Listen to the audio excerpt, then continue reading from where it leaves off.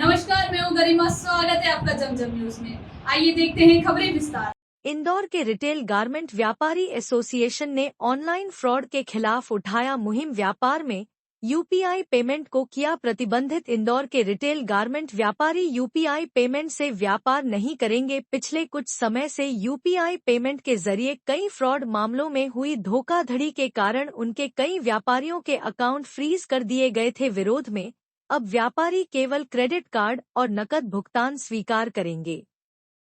इंदौर के retail garment व्यापारी association के 600 से अधिक व्यापारियों ने इस फैसले को समर्थन दिया है। इस फैसले से व्यापारियों को उम्मीद है कि इससे ऑनलाइन फ्रॉड की घटनाओं में कमी आएगी और उनका व्यापार सुरक्षित रहेगा। एसोसिएशन ने सरकार से इस मुद्दे पर सख्त कदम उठाने की मांग की है। ऑनलाइन भुगतान के सिस्टम में सुधार करने और सुरक्षित लेनदेन का माहौल देने के लिए सरकार को कदम उठाने चाहिए। जब तक सरकार की ओर से इस संबंध में कोई ठोस रणनीति तैयार कर इसका उपाय नहीं निकाला जाता, तब तक वह यूपीआई पेमेंट पर व्यापार नहीं करेंगे।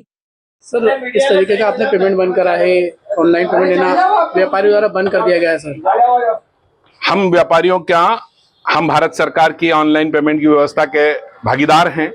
हमको एक बड़े धोखे से गुजरना पड़ गया है। इन सब चीज के चलते हमको दिक्कतें पैदा हुई और दिक्कतों में हमने अपने आप को एक बड़ी मुसीबत में डला हुआ एहसास कर रहे हैं। तो हमको लगता है कि हमें कहीं न कहीं भारत सरकार का ध्यान आकर्षण कराना पड़ेगा। इसलिए हम लोगों ने यूपीआई पेमेंट को बंद कर दिया है। हम लोग क्रेडिट कार्ड और कैश के बिजनेस की तरफ बढ़ने लगे हैं। हमारी जब तक सुनवाई नहीं होती है, जो खाते ब्लॉक होना ये एक अनुचित प्रक्रिया है। व्यापारी कभी चोर नहीं हुआ। व्यापारी माल बेचता है, टैक्स अदा करता है, भारत सरकार का खजाना भरता है, अपने बच्चे और अपने पेट पालता है, अपने साथ जुड़े लोगों के पेट पालता है, कई सारे कर्मचारियों को पालता है। ऐसी व्यवस्था से हमारे व्यापार बंद होने लगेंगे।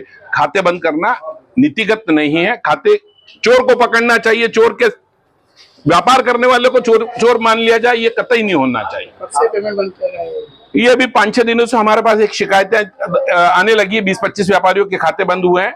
हमने एक मुहिम शुरू करी है। जब तक हमारी सुनवाई नहीं होती है तब तक हम कैश का व्यापार करें, कैश की तरफ रुझान रखेंगे।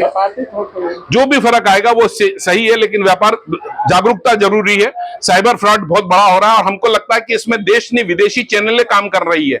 इस देश की आर्थिक उन्नति को तोड़ने का प्रयास हो रहा है और इस देश को विश्व गुरु बनने से रोकने के लिए विदेशी ताकतें काम कर रही है। तो कहीं ना कहीं हमें अभी अपने व्यापार को भी बचाना है और देश को भी बचाना है। अक्षय जैन, अध्यक्ष इंदौर रिटेल गारमेंट एसोसिएशन। इतना ही लगातार खबरों के लिए बनी रहिए हमारे साथ। नमस्कार।